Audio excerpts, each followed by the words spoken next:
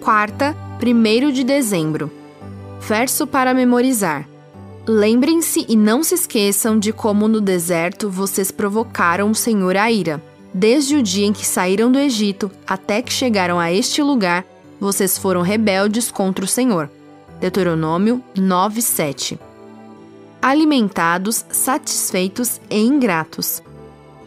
Um ex-líder da igreja, que trabalhou na Associação Geral dos Adventistas por 34 anos, contou que ele e a esposa haviam perdido a bagagem num aeroporto. Ele disse: "Bem ali, perto da esteira de bagagens e em público, nos ajoelhamos e oramos, pedindo ao Senhor a devolução da bagagem perdida." Muitos anos depois, aconteceu a mesma coisa.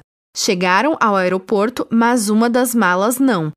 Então, o líder disse à esposa: "Não se preocupe, o seguro vai cobrir." Com essa história em mente, ouça Deuteronômio 8, 7 a 18. Porque o Senhor, o Deus de vocês, os faz entrar numa terra boa, terra de ribeiros de águas, de fontes, de mananciais profundos, que saem dos vales e das montanhas, terra de trigo e cevada, de vinhas, figueiras e romanzeiras, terra de oliveiras, de azeite e mel, terra em que vocês não terão escassez e em que não lhes faltará nada, terra cujas pedras são ferro e de cujos montes vocês extrairão o cobre. Vocês comerão e ficarão satisfeitos, e louvarão o Senhor seu Deus pela boa terra que lhes deu. Tenham o cuidado de não se esquecer do Senhor seu Deus, deixando de cumprir os seus mandamentos, os seus juízos e os seus estatutos que hoje lhes ordeno.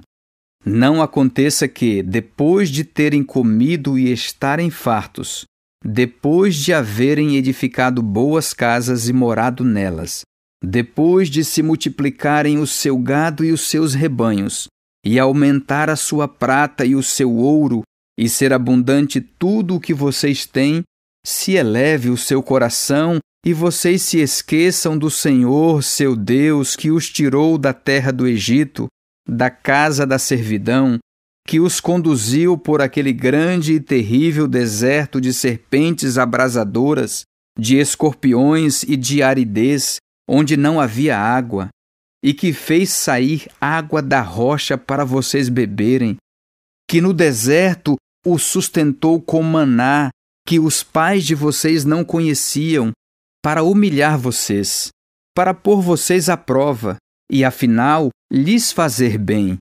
Portanto, não pensem, a minha força e o poder do meu braço me conseguiram estas riquezas.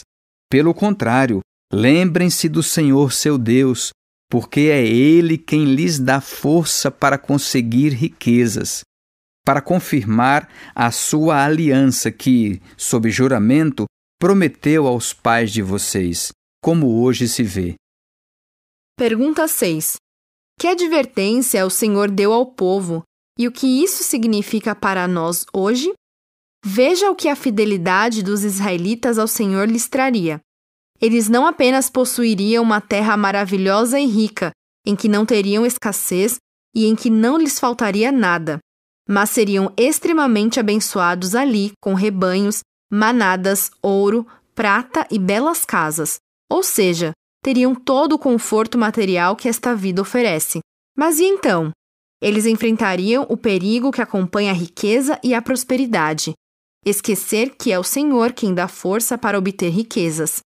Talvez não no início, mas com o passar dos anos, quando tivessem todo o conforto material que desejassem, eles se esqueceriam do passado e de como o Senhor os havia conduzido por aquele grande e terrível deserto. Eles, de fato, pensariam que sua própria inteligência e talentos fossem a causa de todo o seu sucesso. O Senhor os estava advertindo contra esse perigo.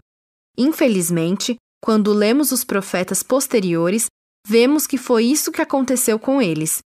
Assim, em meio a essa prosperidade, Moisés os exortou a lembrar que o Senhor tinha sido a fonte de sua riqueza. Por isso, não deviam ser iludidos pelas bênçãos materiais nem confiar nelas. Séculos depois, o próprio Jesus alertou na parábola do semeador, sobre a fascinação da riqueza. Não importa quanto dinheiro e bens materiais tenhamos, somos todos de carne e osso esperando a morte. O que isso nos diz sobre os perigos que vêm da riqueza? A riqueza pode nos fazer esquecer de que precisamos do único que pode nos livrar da morte eterna.